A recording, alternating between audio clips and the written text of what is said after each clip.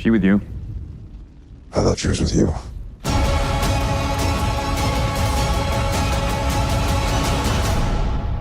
Bonjour à tous, on se retrouve comme prévu pour cette vidéo complémentaire par rapport à ma critique de Batman et Superman qui est sortie en ce début de semaine sur la chaîne. Et comme je vous le disais, je me suis refait un visionnage où je me suis maté en simultané les deux versions. Je pensais avoir fait le tour. Je pensais qu'on allait surtout avoir des scènes qui ont été rallongées, des scènes qui ont été rajoutées. Mais en fait, il y a aussi pas mal de passages qui ont été totalement remontés. On va surtout s'arrêter sur des scènes importantes. Il y a plein de petits moments où on a rajouté des plans de 5 secondes, pas forcément utile, du style ce tout premier exemple dans l'intro de l'œuvre où Bruce va aider certains enfants.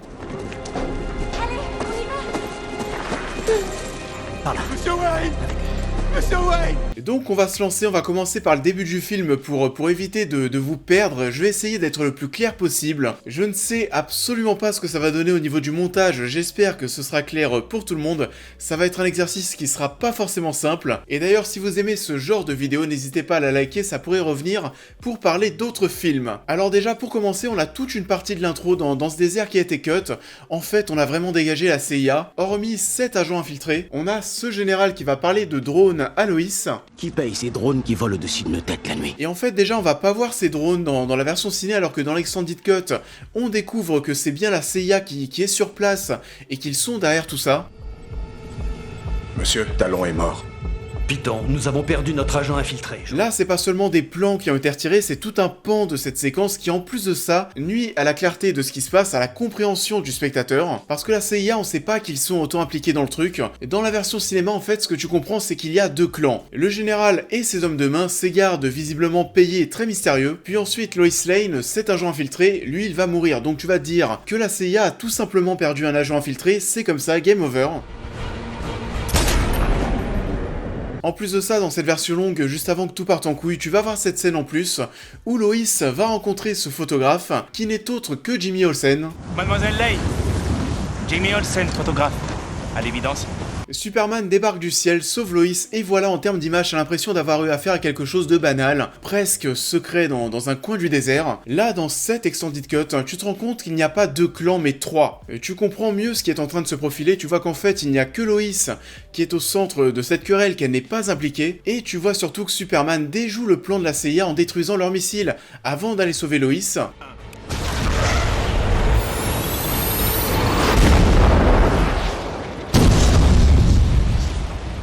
Dans la version ciné, il vient simplement la sauver. Dans l'extended cut, on a une toute autre entrée en matière. Et en tant que spectateur, tu comprends donc, tu vois que Superman est allé à l'encontre de la CIA. Ils vont être sur place aussi pour voir l'étendue des dégâts. On voit que Lois Lane récupère le livre qui a pris une balle, qui va lancer son enquête. Et tout ça, cette partie avec la CIA vraiment au cœur du conflit, ça pose tout ce qui va suivre. Et qui est Superman pour aller à l'encontre de nos services de défense? Est-ce qu'on peut accepter cet alien parmi nous? C'est vraiment assez dingue qu'on ait boycotté tout ça parce que tu comprends bien mieux en quoi les services de défense, etc. se questionnent vis-à-vis de Superman.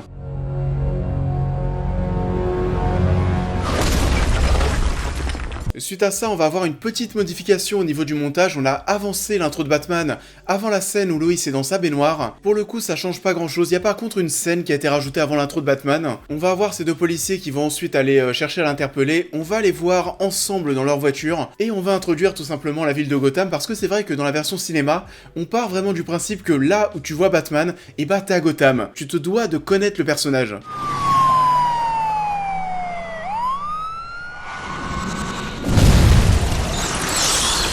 Suite à ça, on est de retour sur cette scène où Lois prend son bain qui a été rallongé dans la version longue. Par rapport à la version cinéma, on voyait simplement Clark lui sauter dessus, plan final sur ses lunettes qui tombent par terre. Version longue, ça devient un petit peu plus chaud.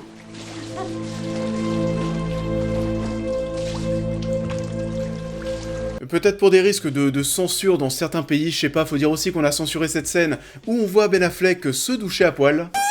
On arrive donc au premier endroit, on va avoir un vrai travail de montage, de remontage qui a été effectué. On est à la demi-heure de film et ici on va avoir deux choses à faire. La première, introduire Lex Luthor, et la seconde, mettre en place le fait qu'on doute, que le peuple doute de Superman. Et dans la version cinéma, on introduit Lex Luthor, puis ensuite on va avoir cette scène à propos de cet homme qui va aller taguer la statue de Superman, donc remettre en cause ses droits. On voit la réaction de Clark Kent face à cette news, puis on retourne sur Lex Luthor qui va demander à avoir accès au corps de Zod etc. Et dans la version extended, on ne va pas entremêler tout ça puisqu'on va tout d'abord introduire Lex Luthor, aller jusqu'au bout de sa scène et de ses demandes, puis ensuite on a une scène supplémentaire avec cette femme que l'on voit en début de long métrage, qui disparaît totalement de la version cinéma, alors qu'à l'origine et dans cette version étendue, c'est un personnage mais qui est très important. Au nom de quoi il peut décider qu'il y a des vies qui comptent et d'autres qui ne comptent pas?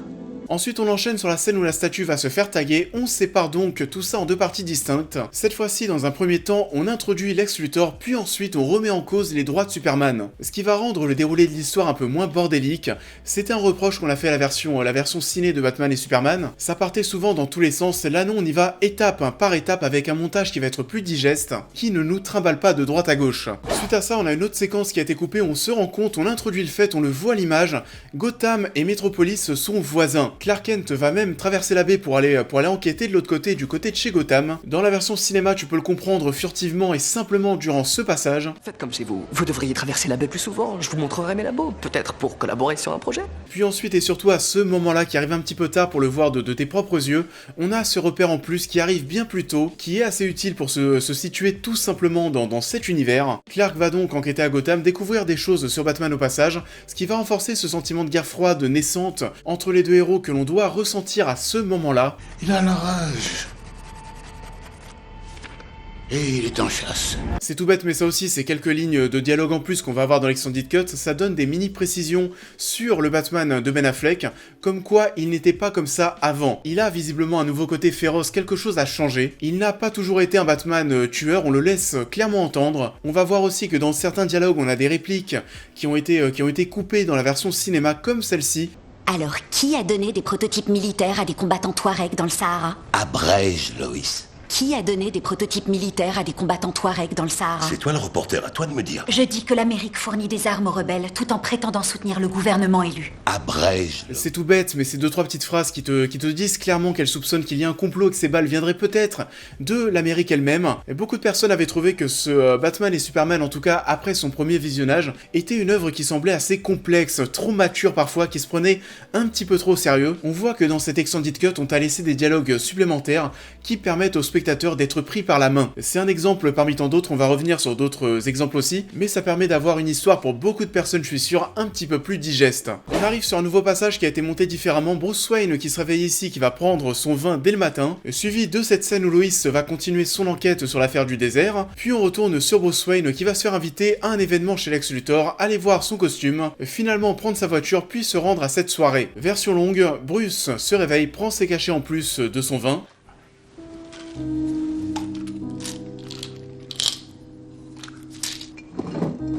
Ça ne sert à pas grand chose, mais on accentue le fait que ça va moyen. Puis on reste ici, Bruce se fait inviter, il se rend à l'event de Lex. En fait, la scène de Lois en plein milieu, on l'a clairement dégagée et on la retrouve, mais genre 15 minutes plus tard. Histoire de nous laisser avec Bruce Wayne, éviter de nous faire un aller-retour dans le scénario. Finalement, vous êtes tellement couillu que vous pouvez rester ici.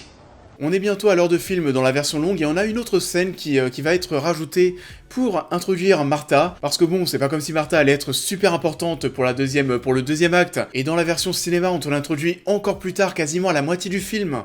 Sois leur héros, Clark. Sois leur monument, sois leur ange. Sois tout ce qu'ils te demandent. On appuie encore sur le fait que Lois continue d'investiguer autour de cette balle qui a été récupérée dans le désert. On voit aussi que cette version extended permet de faire respirer le montage, de nous installer dans une autre scène avec une ambiance différente. Par exemple, dans la version courte, on va retrouver Gal Gadot de cette manière. Tout le monde s'en fout que Clark Kent s'attaque au Batman. C'est le glaive d'Alexandre. La lame qui a tranché le nœud gordien. Et dans la version extended, on prend le temps de te montrer qu'on a changé d'endroit avec ses serveurs qui regardent la télé, puis ensuite on va voir ce long plan, on va suivre cet homme qui va retrouver Gal Gadot, on t'immerge dans cette nouvelle ambiance, dans ce nouvel endroit pour arriver ensuite, enfin, à notre scène face à l'épée. La lame qui a tranché le nœud gordien. Et ça, c'est pas le seul passage, il y a d'autres scènes aussi qui ont été raccourcies, en tout cas au début, pour arriver directement à l'essentiel, et donc ne pas perdre de temps, entre guillemets. C'est dommage parce que ça fait un petit peu respirer le scénario, et en plus de ça, maintenant que tu peux comparer les versions, les cuts trop rapides, et bah tu les vois. Là par exemple, quand on va changer de plan, la sénatrice a clairement un body language, comme quoi elle était en train de converser. Et bah, dans la version longue, on a bien accès au début de cette scène, et oui, elle était bien en pleine conversation. Il a manipulé la commission comme un théâtre de marionnettes. Madame la sénatrice, bonjour vous. On a aussi cette scène sur le Tiger Fu, ce plan qui débute directement sur lui, alors que dans l'Extended Cut, on retrouve tout d'abord Santos, l'homme qui a été marqué par Batman en début de film, et on apprend que ceux qui sont marqués au fer rouge par l'homme chauve-souris se font ensuite tuer en prison.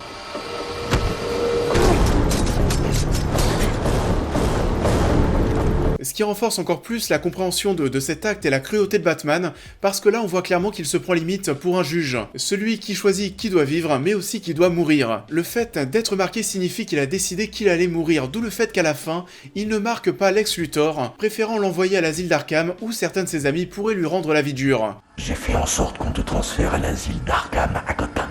J'y ai encore quelques amis. Ça prend donc bien plus de sens de le voir ne pas marquer Lex Luthor, pas marquer, pas tuer. Le dieu est mort. D'ailleurs, dans la version extended, on a aussi des scènes de dialogue en plus qui ont été coupées dans la version cinéma, où on apprend que Lex sait que Bruce est Batman. On sait pas comment, mais bon, c'est Lex Luthor, on sait que c'est un personnage qui est très intelligent. Le monde civilisé du manoir Wayne. Aux oubliettes. Pour revenir où on en était, on va avoir encore une fois un travail de remontage pour essayer de s'y retrouver un petit peu plus dans tout ce bordel. On va vivre à ce moment-là le premier pic de la tension entre Batman et Superman. Version cinéma, Clark Kent reçoit des photos à propos des marques de Batman. Bruce annonce à Alfred qu'il veut se débarrasser de Superman. Clark quitte son bureau car mieux à faire. Kent! Et où il va comme ça? Où il va, Jenny? J'en sais rien. Et hop, on passe ensuite sur cette scène où Lois cherche encore à innocenter Superman dans le désert. Si vous croyez que Superman est un meurtrier, vous pouvez jeter ça. Mais je n'ai pas l'impression que vous le croyez.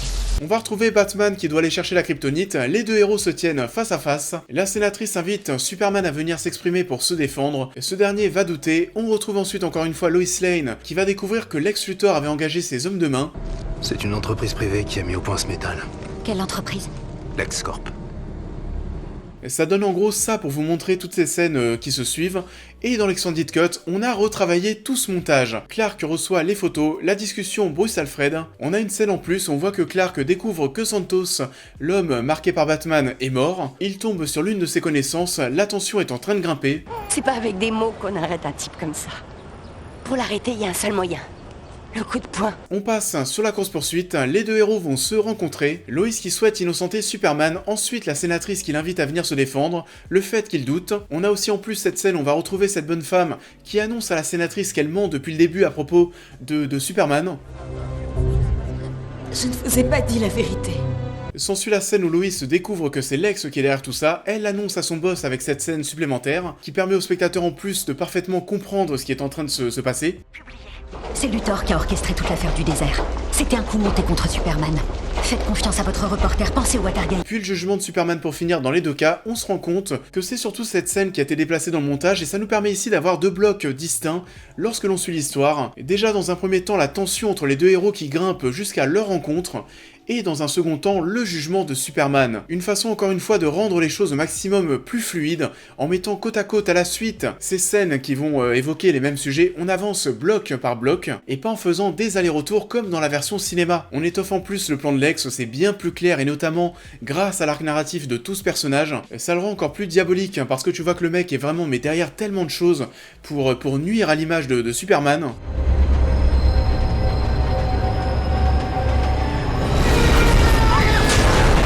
Je sais mais vraiment pas ce que ça va donner au montage, tout ce que je suis en train de vous dire, mais si c'est clair pour vous, eh bah je suis content. Suite à ça et à cette explosion, je me souviens parfaitement de ce que j'avais pensé dans la salle de cinéma. Oh là là, mais tout ça, ça va retomber sur le dos de Superman, ça va encore mais plus le foutre dans la merde. Et la version ciné boycotte un petit peu tout ça, on s'en fout, on passe presque à autre chose. On voit dans les titres qu'on se questionne à propos de Superman, mais sans vraiment le dire, alors que dans la version extended, on le dit, on l'entend, et on a même d'autres scènes supplémentaires pour appuyer tout ça. Si Superman n'est en rien impliqué, s'il n'a rien à cacher, pourquoi ne l'a-t-on pas revu depuis le jour de la tragédie? On a aussi cette scène en plus, on voit que Superman est rejeté par cet homme, il ne va pas lui demander de l'aide.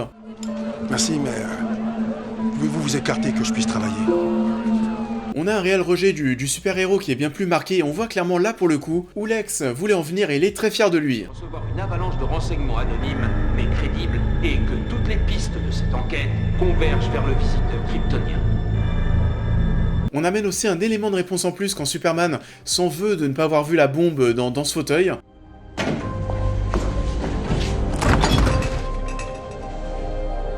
Il ignorait qu'il allait mourir. Et on va découvrir qu'il y avait du plomb autour de la bombe, c'est pour ça que Superman n'a rien vu. D'ailleurs, ça tombe peut-être un petit peu du ciel, il ne me semble pas dans Man of Steel ou Batman et Superman qu'on te parle de cette relation et des effets du plomb sur Superman. À vous de me dire dans les commentaires, mais c'est vrai que là, j'ai un petit doute. Il était garni de plomb, l'intérieur du fauteuil. Tu ne pouvais rien faire. Donc voilà, ensuite on passe à l'affrontement entre les deux héros et les scènes ont subi beaucoup moins de changements que dans tout ce premier acte, qui comme vous l'avez vu j'espère est beaucoup moins bordélique. On essaye de créer une continuité logique entre toutes ces scènes pour éviter de perdre le spectateur, éviter de faire des allers-retours. On le tient aussi beaucoup plus par la main, Lois Lane est aussi bien plus importante, on oublie ce rôle de femme en détresse qu'elle a surtout dans la version cinéma. On comprend aussi bien mieux le plan machiavélique de Lex Luthor qui va vraiment tout gérer d'une main de maître. Son plan est aussi bien plus étoffé, ça le rend bien plus fou. Et pour ce qui est du reste, alors déjà un petit truc assez drôle, visiblement, je sais pas pourquoi, mais Doomsday, dans la version étendue, n'aime pas vraiment les hélicoptères. Ça, c'est la version cinéma.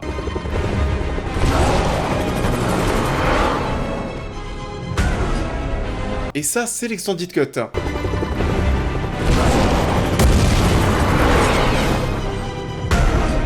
Et en supplément, il en explose aussi un autre en plus, enfin voilà, je sais pas. On a aussi cette réplique entre Bruce et Alfred que je trouve assez intéressante. Guidage vers cible verrouillé. Je ne vous mérite pas, Alfred.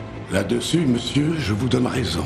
En fait, ce qui est cool avec cette petite séquence, c'est que déjà, bon, la relation Alfred et Bruce qui passent leur temps à chamailler avec leur point de vue contraire, parce que Bruce est devenu quelqu'un de méchant et de con, y a pas d'autre mot. Il va lui dire en gros, bah oui, excuse-moi, depuis le début, c'est toi qui avais raison. Ça va donner une conclusion à tout ce qu'Alfred essaye de dire à Bruce durant tout le film. Et ça ajoute encore un petit truc supplémentaire à leur relation que j'aime définitivement beaucoup. Et Steppenwolf qui apparaît là pour le coup, j'étais plutôt content que ça ait été retiré parce qu'entre la vision de Bruce, le rêve dans cette vision, le teasing des méta-humains, et là c'est bon, on n'en peut plus. Niveau teasing, on n'a pas envie d'en voir plus. Donc pour moi, ça pour le coup, très bonne chose de ne pas l'avoir dans la version cinéma. Et pour finir, toute dernière petite chose, et je vous laisse filer, la scène de l'enterrement a été sauvagement cutée, parce qu'on a retiré la présence de toutes ces personnes qui ont côtoyé Clark, même des gens que l'on a simplement vus dans Man of Steel. Et au début, je pensais que c'était pour nous faire croire que toutes ces personnes n'étaient pas conviées, parce que bon, sur le cercueil de Clark, il y a le logo de Superman, pour ne pas qu'il sache que Clark était Superman. Mais en fait non, c'est pas ça, il y a un logo Superman parce qu'il est mort dans cette catastrophe, donc en termes de symbolisme, on a rajouté ce logo sur le cercueil, mais ça veut pas dire qu'on enterre Superman. Les gens en grande majorité ne savent donc pas que Clark est Superman, donc pourquoi avoir cut tous ces gens à l'enterrement? Je ne sais pas, peut-être pour retirer encore des plans et raccourcir le film, mais en tout cas ce qui est sûr, c'est que c'est Bruce qui a régalé. J'ai oublié mon chéquier pour payer les pompes funèbres. Ah, ils ont dit que tout avait été réglé. Réglé par qui? Un donateur anonyme. C'est la fin de cette vidéo, j'espère qu'elle vous a plu, j'espère que j'ai été le plus complet possible et surtout le plus clair possible. Je sais déjà qu'au montage ça va être un bordel. Si ça vous a plu, encore une fois, je vous invite à liker et à partager cette vidéo, à me dire aussi en commentaire si vous aussi vous avez trouvé cette version longue bien meilleure. N'oubliez pas pour les nouveaux de vous abonner, à me suivre sur tous les réseaux, à devenir membre soutien si vous souhaitez aider la chaîne. Et on va se retrouver bien sûr en cette fin de semaine pour continuer les critiques de cette saga. On va parler de Suicide Squad. Je vous souhaite à tous une bonne fin de semaine et je vous dis à très vite.